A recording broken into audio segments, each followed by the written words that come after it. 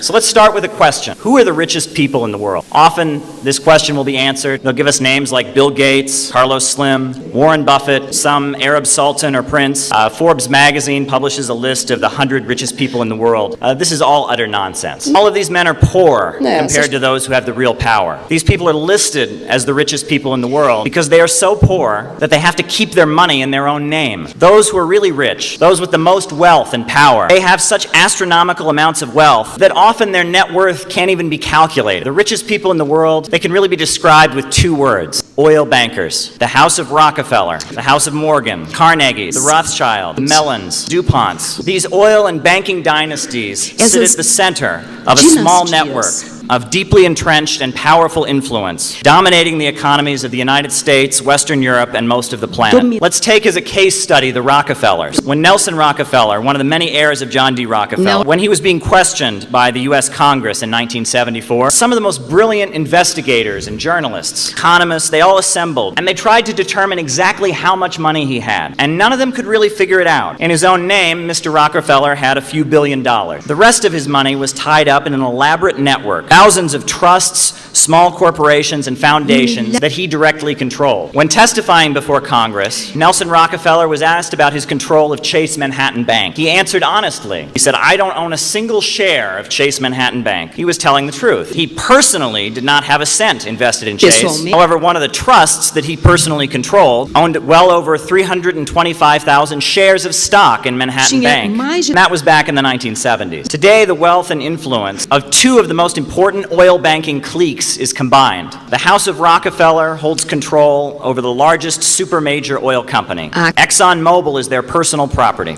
In addition, this powerful family jointly controls an entity called J.P. Morgan Chase with the Morgans. The Morgans are another powerful family in the United States. They're the owners of General Electric, the sixth largest corporation in the United States. If you look at the billions of dollars in the hands of the Rockefellers and the Morgans, as they exercise control over the biggest bank, the biggest oil corporation, the biggest electronics manufacturer, you can see that their money and their ownership has also bought them a large amount of power and influence. There is no key aspect of the global economy that the oil bankers haven't put their stamp on and tried very hard to influence. General Electric ranks 21st among corporations that are contracted by the U.S. military. This entity, controlled by the Rockefellers and the Morgans, has over 6,600 contracts with the Pentagon. They bring in $2 billion a year in U.S. military projects alone. You can bet that the U.S. military brass is very concerned about making sure that the Rockefellers and the Morgans are very happy about whatever decision they make. Furthermore, the global media conglomerate called NBC Universal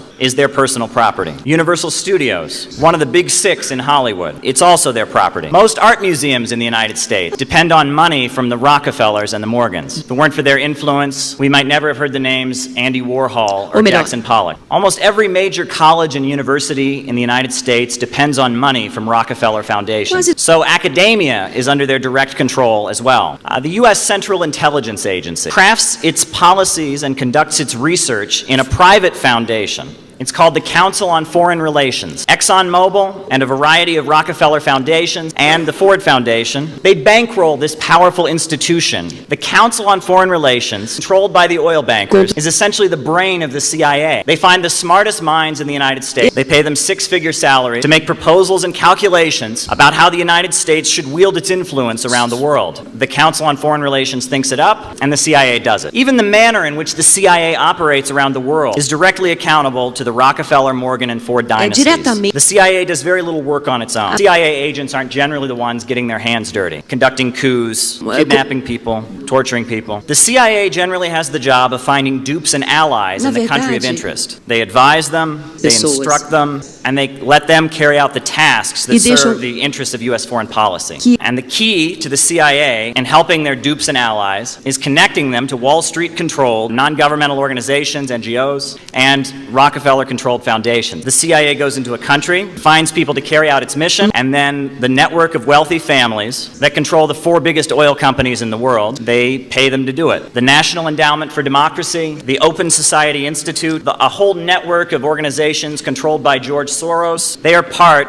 of the effort to maintain the power of the oil bankers. You can find the money of the wealthy oil banking families in the United States. You can find their money all over the world. The oil banking dynasties, they use their money like sports gamblers, but like expert sports gamblers. They realize if you bet on both teams, you're almost guaranteed to win every game. If you want to find the people who run the world, quietly powerful global elite, you don't have to look for the Illuminati or the Freemasons or some secret society. Look at the major oil companies and the banks that are connected to them. The four major oil companies in the United States, the super majors, Chevron, British Petroleum, Royal Dutch Shell, that's owned by the Rothschilds, and ExxonMobil, controlled by the Rockefellers and the Morgans, they function as much like a trust or a cartel as is legally possible in the United States. They set the prices of gasoline together. They discuss increases and drops in production among each other. There's a number of smaller corporations which are indirectly owned by the same people that own the Big Four. For example, an oil company called Marathon is technically an independent company, but it's really just a subdivision of ExxonMobil, another descendant of Standard Oil, started by John D. Rockefeller. U.S. foreign policy cannot be separated from the Big Four oil companies. This should be obvious from a distance. What countries have been the biggest enemies and military opponents of the United States in the last 3 decades? Iraq,